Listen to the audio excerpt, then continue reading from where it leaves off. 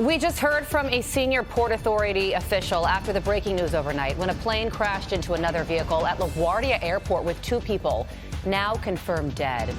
You are watching Fox and Friends First on this Monday morning. I'm Carly Shimkus. And I am Todd Pyro. Here is what we know just moments ago from that press conference. 41 people on that plane were transported to the hospital. 32 were released, but it does appear there are 9 individuals with serious injuries at this time still in the hospital. 2 pilots, as you see on your screen right there, confirmed dead. LaGuardia will be closed until at least 2 p.m., could be longer depending upon how long the investigation takes. With that, let's go live now to CB Cotton live at LaGuardia with the very latest. CB. Todd, Carly, good morning. An absolute tragedy here on the ground at LaGuardia Airport as we get that official confirmation that 2 pilots have been killed in this collision between a passenger plane and a fire truck. Let's take a look at this crash site because this was a gut-wrenching scene. You can see here on the screen that Air Canada Express plane on the tarmac with its nose completely torn off, and nearby there appears to be the overturned, damaged Port Authority fire truck. To give some context, the Port Authority of New York and New Jersey operates this airport. It just held a news conference and said the Air Canada flight was landing at around 11:40 p.m. Eastern last night, coming in from Montreal when it collided with a Port Authority fire truck that was responding to a United aircraft that had previously reported an issue with an odor. The Port Authority released an earlier statement saying, quote, at approximately 11:40 p.m. on Sunday, a Jazz Aviation flight operating on behalf of Air Canada was involved in an accident on runway 4 at LaGuardia Airport in which the aircraft struck a Port Authority aircraft rescue and firefighting vehicle that was responding to a separate incident. And again, moments ago, we got more details about how this unfolded. So Air Canada again says that flight was traveling from Montreal to New York, operated by Jazz Aviation. We also learned the flight had 72 passengers and 4 crew members on board. Port Authority recapping moments ago that 41 passengers and crew members were taken to the hospital. 32 people have now been released, but we've been told there are serious injuries. There was light rain, fog, and mist when the collision occurred, but it's too soon to say how and if the weather played a role. Here's one injured passenger recounting the harrowing moments. We were coming in pretty fast. It was like a regular flight, like always. But as we were arriving, we came down really hard, and then we stopped really quickly, and then and about 2 seconds later, we just had an absolute slam. Everybody was flying everywhere. I mean, the plane started veering off left and right, and there was, it was chaos. I mean, it didn't feel like there was anybody in control of anything. And our thoughts and prayers are with everyone who was involved in this collision this morning. Todd, as you mentioned, there will be no flights into or out of LaGuardia Airport until at least 2 p.m. local time. The NTSB will now lead the investigation.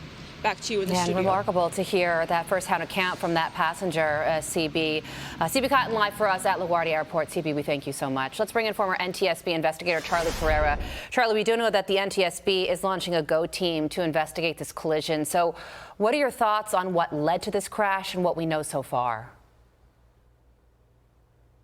Well, we're going to need to get all of the data before we can make an evaluation. The NTSB, of course, launching a GO team. The initial things that will determine exactly what happened are going to be the ADSB data, which is going to give you the position of the airplane once every couple seconds. And then we're going to have some ground radar possibly that might have the fire truck, might show the fire truck movement as well. And there might be airport video recording sources and possibly some private individual video recording sources that can give us the time history of the vehicle movements as well. So once the NTSB is able to collect and analyze those along with the air traffic control audio transcripts, then they'll be able to piece together what happened and why it happened and how to prevent it from happening again.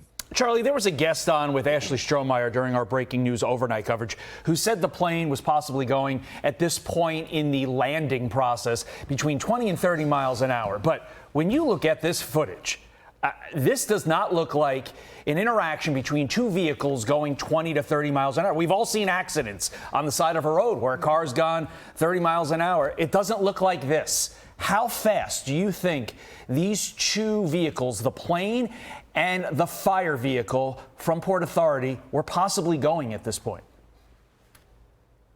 Well, I'm assuming that they've taken a look at preliminary ADSB data to determine the aircraft speed.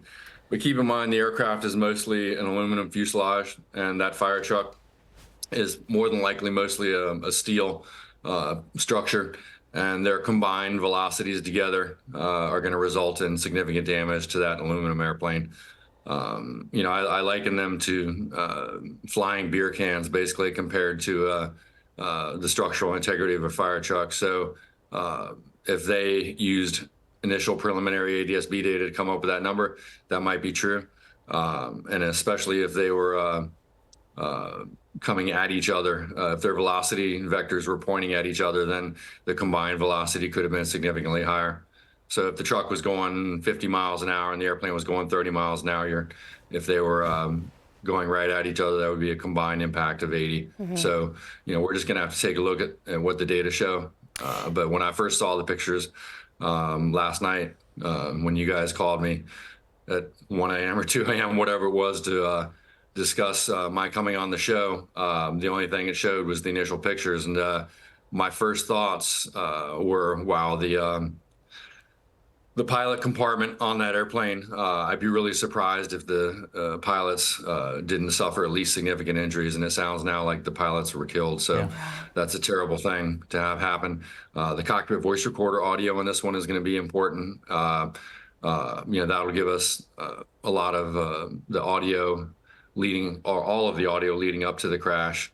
And it'll certainly help establish the timeline, but it'll be a tragic cockpit voice recorder recording. And Charlie, speaking of audio, there are reports on the air traffic control recordings already, and they say that the vehicle had requested permission and had been cleared by the air traffic controllers to cross the runway 4. And then shortly after being cleared, the air traffic controller tells the vehicle to stop several times right before that collision. When you hear something like that, what do you think?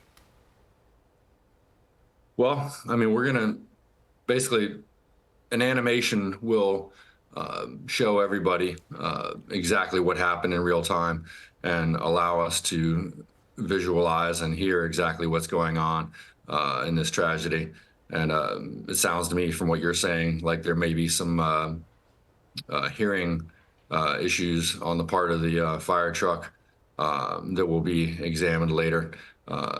It's required that the fire truck be authorized in its path along the airport surfaces there. So it sounds like the air traffic controller, or possibly the ground controller, I'm not sure which one was speaking to him, whether it was tower or ground control, that told him to stop. But they obviously realized that they had a conflict going on. And sounds from what you're saying that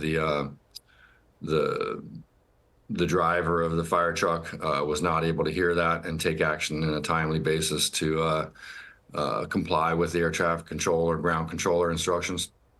To follow up on Carly's question, if in fact the initial command was given to the fire truck to proceed down the runway, and I completely understand, Charlie, you work for the NTSB, everything is a process, and you go through a very dutiful and detailed process to get the answers. But your initial gut instinct when you hear, if the fire truck is saying what it's saying, and it did receive clearance, does this appear to you like an air traffic control error at this point?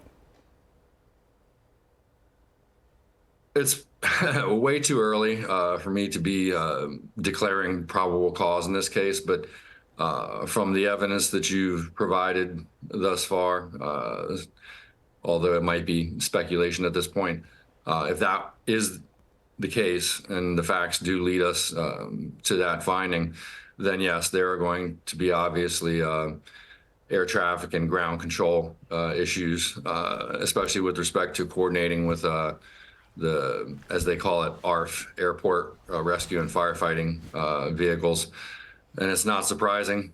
We've had accidents in the past where there have been, as we call them, ARF findings and issues and recommendations.